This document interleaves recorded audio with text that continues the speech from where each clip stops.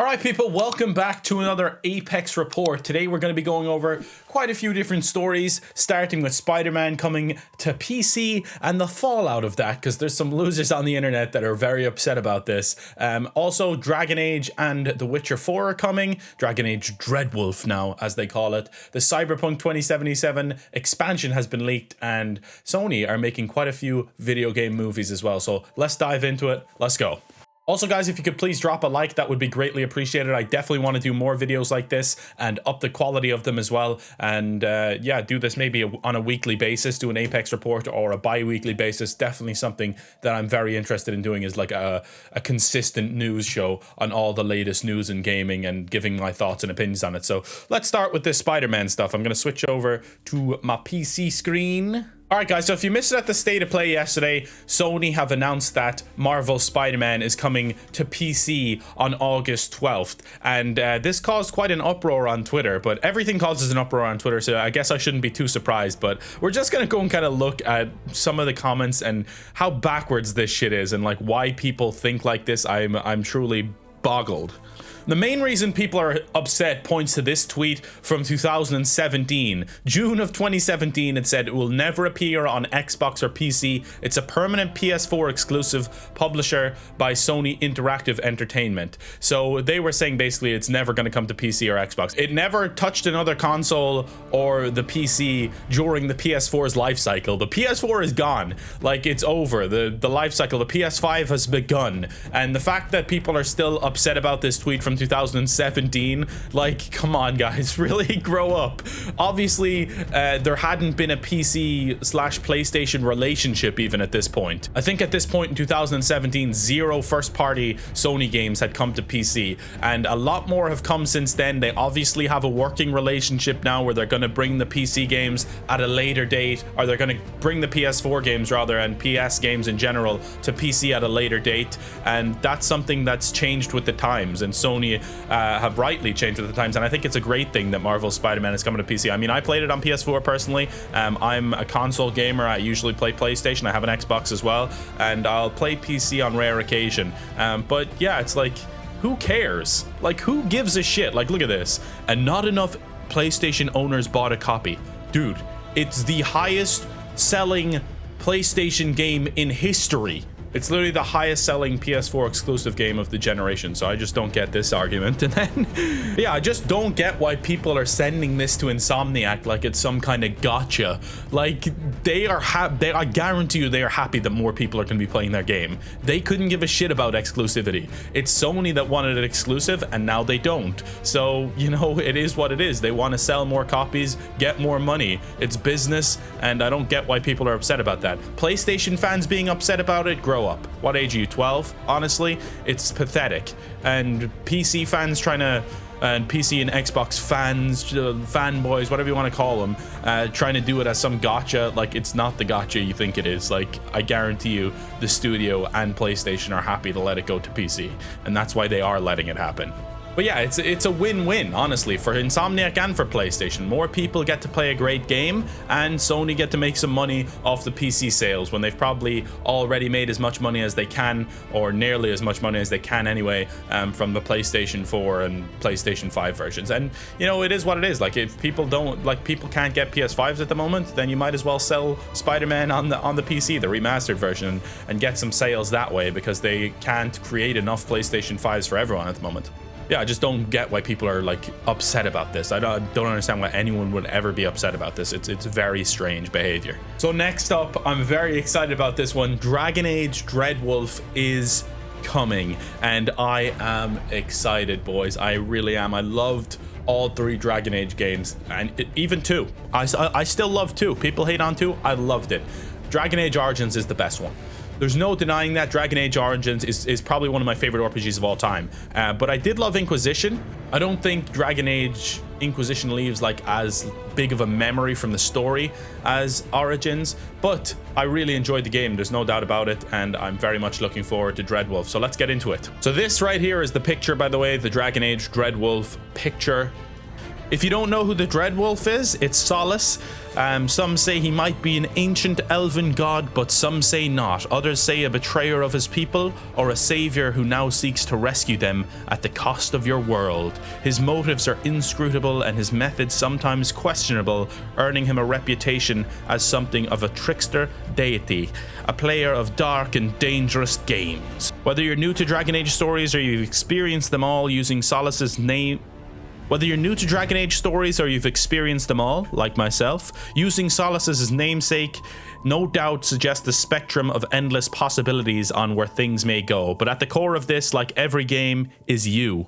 If you're new to Dragon Age, you have no need to worry about not having met our antagonist just yet.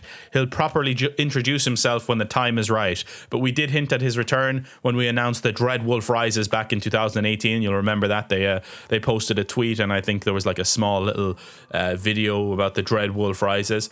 But yeah, I'm actually excited about this because I never got to play the DLC. That's something I really want to do, is I want to play the Dragon Age Inquisition DLC, because that really goes into Solace's character, and I need to do that before Dragon Age 4 comes out. So they said we'll get more on Dragon Age Dreadwolf later this year. They said, we suspect you have questions and they'll be answered in time. While the game won't be releasing this year, we're growing closer to that next adventure. Rest assured, Solace is placing his pieces on the board as we speak. That's all we have for now, but we hope knowing that the official title has sparked some intrigue, as we'll be talking more about the game later this year. I don't know when this game is going to come out. I'm thinking either late 2023 or early 2024 would be my first guess, because I don't think we're anywhere near the release yet. We haven't really seen any gameplay. We haven't seen too much about the game in general, and we've just now got a title. So I think we're still a ways off from the release date, but that doesn't stop me from being very excited about the next adventure of Dragon Age. And speaking of some of my favorite RPGs, The Witcher 4 is now in pre-production. So the research phase basically is over, is what that means, and they're getting down to making the game. Now, I believe they only have a small number of people on the game as it stands. They have 100 people on the game as they look to start it off, basically. Now, there's a lot of speculation out there about what this is going to be. Are we going to play as Ciri? Is there going to be a brand new school of Witchers? And that doesn't appear in the novels, basically. But yeah, there's a lot of theories out there. I think we're probably going to play as Ciri. I would think that would make the most sense, personally. We played as her for a minimal amount of time in The Witcher 3, and we learned a lot about her character, and I think it would be a good kind of way to continue the franchise. But as I said, yes, full-on development of The Witcher 4 is still a ways off. I think this game is still maybe 4+ years away, which is a real shame, because I had wished they were working on it maybe alongside Cyberpunk or something like that, but it doesn't seem to be the case. Cyberpunk was a massive project, so it makes sense that they weren't doing that, but I still had a little bit of hope. But yeah, I mean, The Witcher 4, I can patiently wait for. Maybe a little bit impatiently, but we're going to have a lot of great games before then. Hopefully I'm still a big gamer by the time The Witcher 4 rolls around, and I'm sure I will be. And the reason that there's only 100 or so people working on this game right now and it's not gone into full development is because most of the team is still working on the Cyberpunk 2027, I was about to say. That wouldn't be too futuristic. Cyberpunk 2077 DLC expansion, the storyline or whatever. And that has been delayed into 2023 as well, so you'd have to imagine that Witcher 4 will go into full production sometime after that.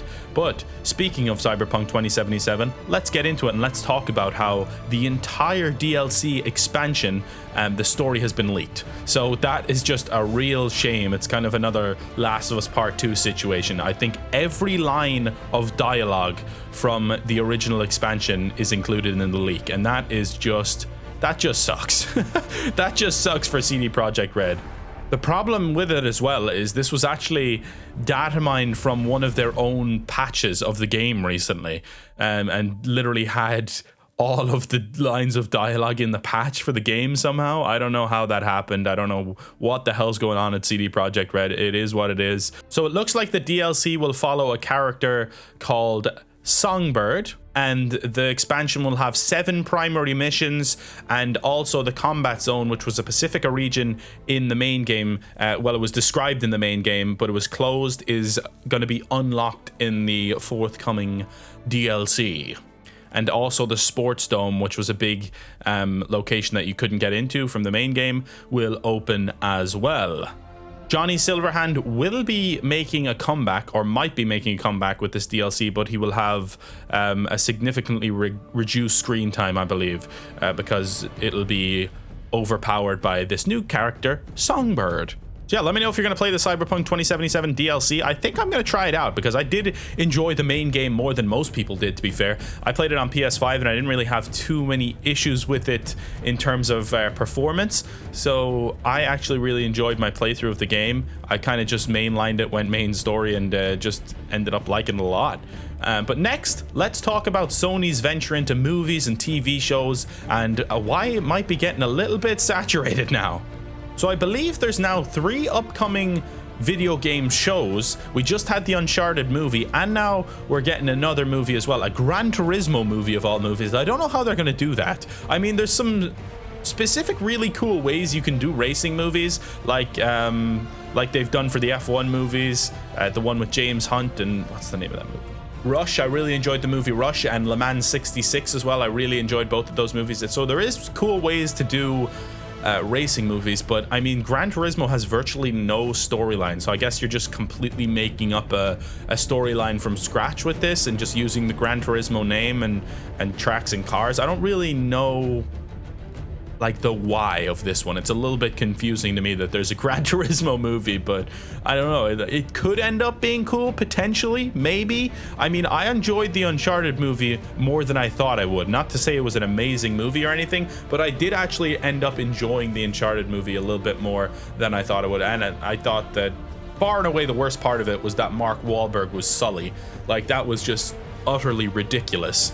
He didn't look anything like Sully. He didn't act anything like Sully, and I just thought in general that was terrible. But the action was cool, and it was a fun movie for sure. But the other shows we know about, The Last of Us TV show with HBO, which I'm probably confident is going to be the best of the bunch. HBO Max is top quality usually, and The Last of Us is just an amazing story, so I feel like it's hard to kind of go wrong with that. It all depends on how faithful they are to the original and the cast and the acting and everything, but I think it'll be high quality. I'm very confident in The Last of Us TV show. There's another one which is a God of War show. I think they're partnering with Amazon. That one I'm not so sure on. I don't know how you make a God of War movie work, and Colin and Chris were talking about this on Sacred Symbols. You know, I just don't get how you make someone look like Kratos, and I don't know. I mean, they do crazy shit with movies these days, but you'd have to assume they'd have a big budget. And the other one is a Horizon TV show. I think it's a TV show, not a movie for Horizon. But that one is very confusing to me as well, because Dustin brought up a great point on Sacred Symbols as well when I was listening to them talking about these movies or whatever and TV shows, that Horizon would be better as an anime, because I don't think they're going to have the budget to put in crazy big dinosaurs, like metal dinosaurs, or I don't know. It seems like that one is a little bit far-fetched if they're doing an actual one. Like, how do you make that look good? How do you make that feel like reality? I don't know. We'll see. But yeah, that's pretty much it from me. Thank you guys for watching. Let me know your thoughts on the stories today and what you're excited for coming up. State of Play was a banger. Callisto Protocol comes December 2nd. What else? Stray is July 19th, I think, and it's coming to PS Plus Extra as well, so that's awesome. And then next year, start of next year, 24th of March, we're getting Resident Evil 4 Remake, which I'm super excited about because I just played Resident Evil 4 a couple of years ago, as I mentioned in my video yesterday, and I loved it. And I really am excited to see what they've done to Resident Evil 4, because Resident Evil 4, like, they remade 2 and 3. They probably needed remakes. 4 kind of feels like a great game already, so it'll be interesting to see what they change there and how they make it worth the remake without it just feeling like a remaster. But that's a question for another day. Thank you guys for the support. I really appreciate it. Drop a like, subscribe to the channel if you're not already. It would be greatly appreciated. I'm trying to bump up the subscriber numbers. We're trying new stuff on here as well. I'm currently in the process of deciding whether I want to continue my Diablo Immortal playthrough or my Danganronpa playthrough, because I'm not sure I'm going to be able to do both. So let me know in the comments if you have an opinion on that, or go comment on either of those videos and let me know if you want me to continue them. So please do